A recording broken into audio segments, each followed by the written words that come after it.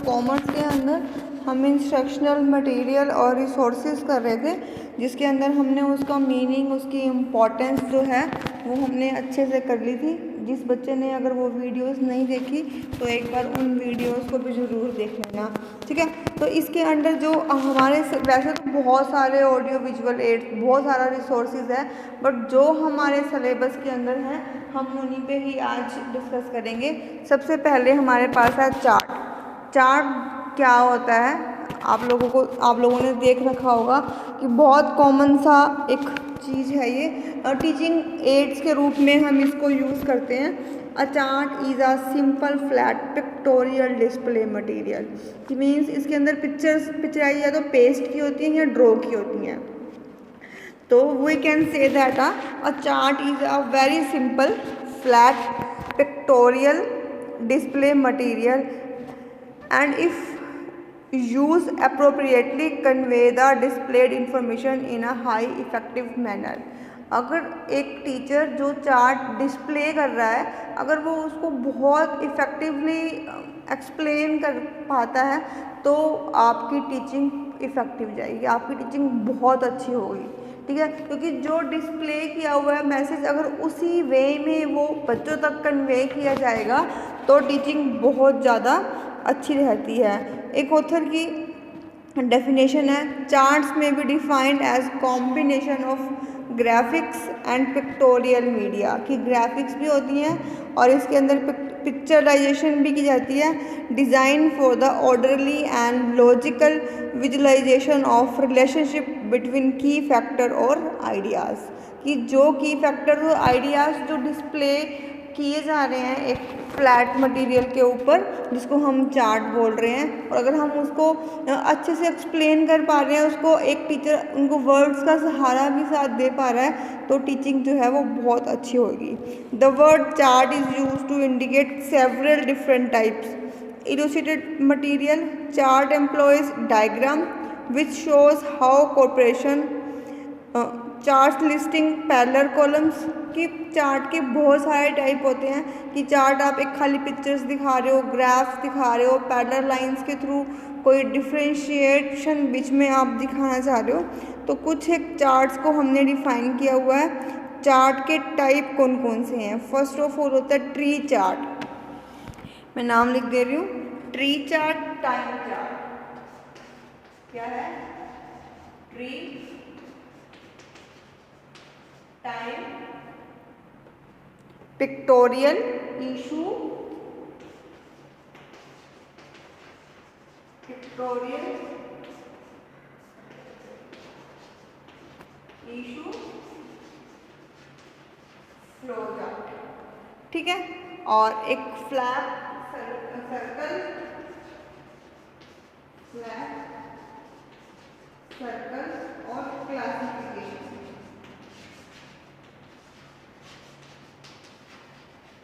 कौन कौन से हैं? फर्स्ट है tree chart, time chart, pictorial and issue chart, flow chart, flap chart, circle और क्लासिफिकेशन चार्ट, ठीक है। इसी तरीके से ये हम लोग इसको देखते हैं कि ये हैं क्या। ट्री चार्ट में क्या होता है? The figure drawn in this chart resembles a tree while the several roots. Tree में कैसा होगा? ये एक बेस होगा, ये इसके रूट्स होंगे, ये आगे इसके रूट्स निकलेंगे। इस तरीके से इसको हम क्या बोलते हैं? Tree chart. बहुत सारे इसके लेवल्स यहाँ पे हमें दिखाई देंगे। Time chart, these are used to indicate a time sequence, a series of events arranged chronological, all the happening important to the development of the process। कोई भी एक हम टाइम लाइन कह सकते हैं कि इस टाइम में ये हुआ, इस टाइम में ये, इस टाइम में ये। इस तरीके से जब हम एक टाइम लैग को शो कर रहे हैं तो उसको हम क्या बोलेंगे? Time chart. एक है पिक्टोरियल, यहाँ पर किसी भी सब्जेक्ट मैटर को इलस्ट्रेट करने के लिए कुछ पिक्चर्स या तो ड्रॉ की गई होंगी या पेस्ट की गई होंगी। Issues chart, such chart are specially made for highlighting the concentrating view of individuals और organisation on an important topic और issues. Flow chart, these charts are used to show the flow of different social organizations। classification, it is use to present classification, कि आपने classification दिखा दिया है, जैसे ये यहाँ पर दिखाई दे रही है कि इसको हम क्या करते हैं, इसको आगे हम फर्दर रख सकते हैं, इसके हो सकते हैं आगे, इसके हो सकते हैं ना भी हो। तो इस तरीके से क्लासीफाई कर रखा है किसी भी एक चीज़ को।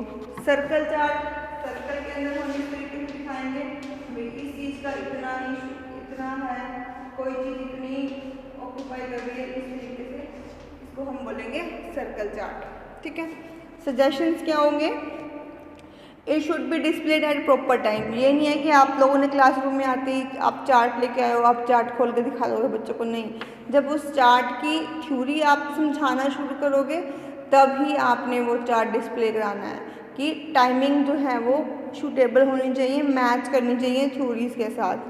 Too much use of charts for a single point should be avoided, कि एक ही चार्ट पे आपने बहुत सारा कुछ डाल रखा है, इससे आपने अवॉइड करना है, ऐसा नहीं होना चाहिए। It should be attractive, neat and clean होना चाहिए। जो भी आप चार्ट के अंदर रिप्रेजेंट करने जा रहे हो तो वो है नीट एंड क्लीन होना चाहिए। जैसे कि अब एक चार्ट हो गया, सपोज करो कि ये एक चार्ट है, इसके कुछ प्रिकॉशन से हम कैसे यूज करते हैं। सबसे पहले आपको क्या देनी है, बाउंड्री वॉल, बाउंड्री प्रोवाइड करनी है, ताकि इस चीज़ के अंदर रखा हुआ फिर आपको यहाँ पर हेडिंग के लिए स्पेस छोड़ना है। ये हेडिंग का आपको स्पेस छोड़ना है। अगर आपको चार में डिवाइड करना है तो चारों प्रॉपर डिवीजन के साथ होने चाहिए, इस तरीके से। ठीक है, तो आपको जब भी आप चार्ट यूज़ करो तो आपने पहले तो देखना है कि आपको कौन सा टाइप यूज़ करना है, उस टाइप के बाद आपको बनाना कैसे है। सबसे पहले आपको बाउंड्री देनी है, फिर आपने हेडिंग के लिए स्पेस देना है। कई बार हम लोग देखते हैं कि बहुत सारे बच्चे ऐसे होते हैं, हेडिंग की स्पेस नहीं रखी होती और बहुत अच्छा चार्ट बना रखा होता है बिना नाम के, तो उसका काम भी सही नहीं होता। तो नाम भी उतना ज़रूरी है जितना काम ज़रूरी है। ठीक है, तो चार्ट को बनाते टाइम आप लोगों ने ये चीज़ ध्यान में रखनी है। ठीक है, उसके बाद क्या होगा, ग्राफ्स होते हैं। ग्राफ्स क्या होंगे, graphs are use in teaching of commerce as a combination of quantitative concept और फैक्चुअल इंफॉर्मेशंस।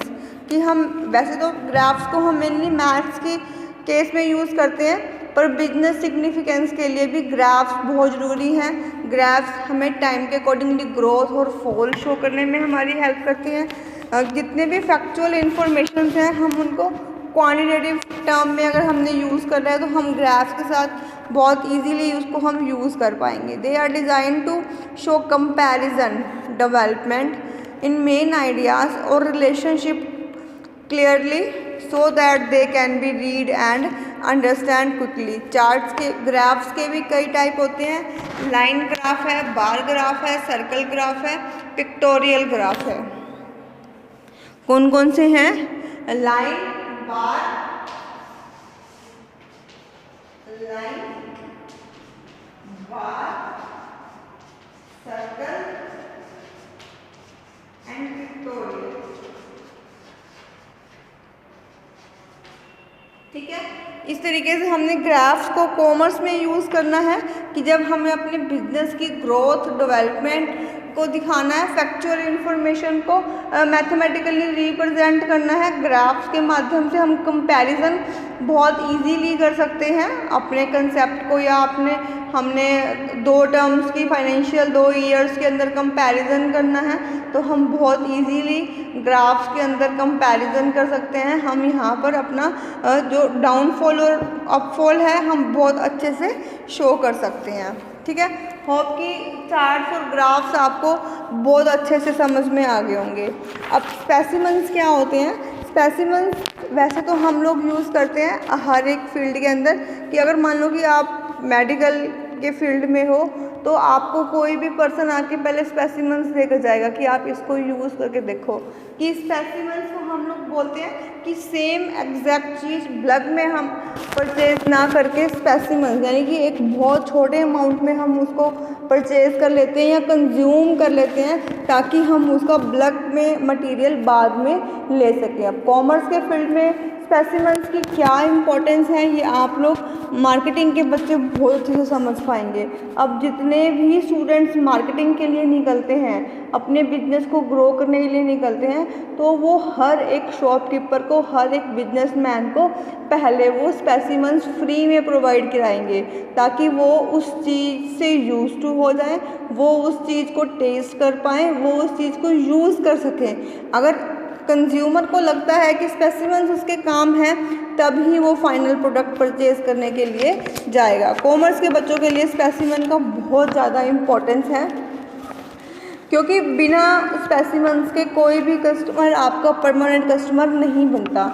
इसी के लिए मैं एक एग्ज़ाम्पल है कि एक शू कंपनी थी, मैंने शायद पहले भी इसी एग्ज़ाम्पल को समझाया था कि एक शू कंपनी थी, एक वो आदिवासी एरियाज़ में गई देखने के लिए, कंपनी ए और एक कंपनी बी, दो कंपनी सर्वे करने के लिए गई, ठीक है। तो ए कंपनी की जब सर्वे आया, रिपोर्ट आई, तो वहाँ पर लिखा हुआ कि शू कंपनी यहाँ पर नहीं चल सकती, ठीक है।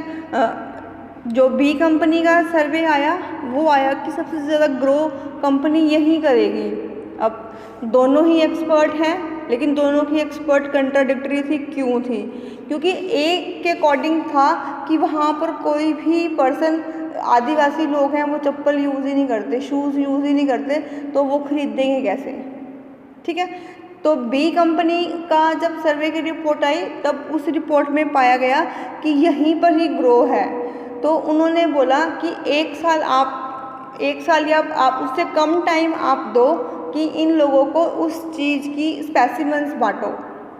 स्पेसिमेंस के ऊपर बात आ रही है कि आप उस आदिवासी लोगों को अपने शूज़ के स्पेसिमेन बांटो। स्पेसिमेन थोड़े से लो क्वालिटी के रखना, क्योंकि उन लोगों ने कभी पहले उस चीज़ को यूज़ नहीं किया है। पहले उनको हैबिट डाली गई कि आप अगर कंफर्टेबली चलना चाहते हो तो आप इन चीज़ों का यूज़ कर सकते हो, तो उनको हैबिट डाली गई।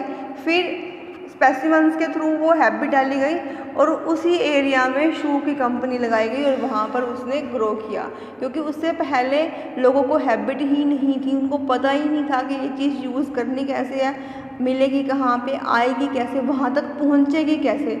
तो कॉमर्स के बच्चों के लिए स्पेसिमेन का बहुत ज़्यादा रोल है, ठीक है। तो आज जो हमारा क्वेश्चन था, इससे पहले हमने ऑडियो विजुअल एड्स के मीनिंग इम्पॉर्टेंस किए थे, उसी के अंडर ये टाइप्स आ रहे थे कि कौन कौन से मटेरियल हैं। कॉमर्स के सिलेबस में ये 3 ही थे, चार्ट, ग्राफ्स और स्पेसिमेंस की। होप कि आज का क्वेश्चन आप सबको समझ में आ गया होगा। Thank you.